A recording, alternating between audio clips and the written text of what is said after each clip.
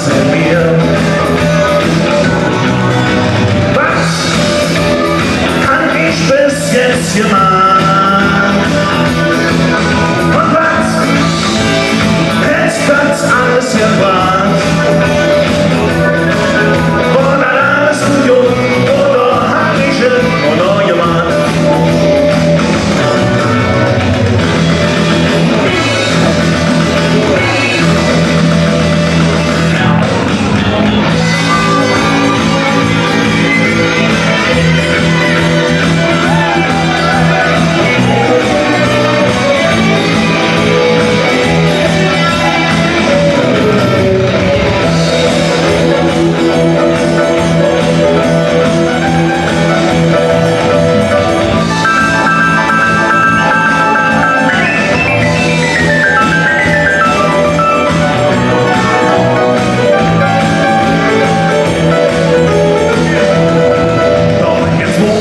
Status uns noch nachher kann, doch fang ich einfach alles an zu ändern an.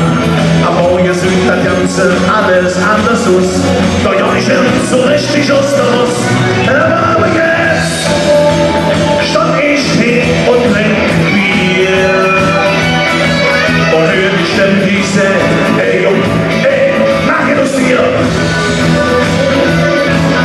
Aber ich kann mich nicht erschließen zwischen Bier und mir.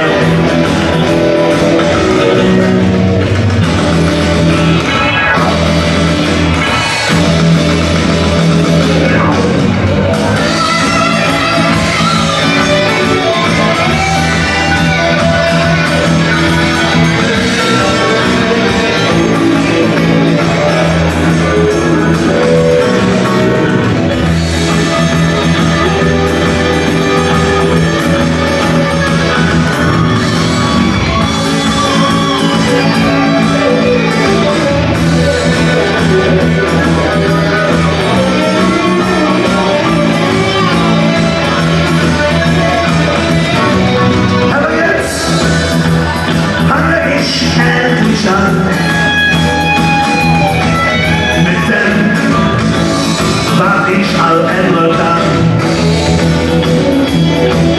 Und ich stelle dafür, ich mach jetzt ja nichts mehr.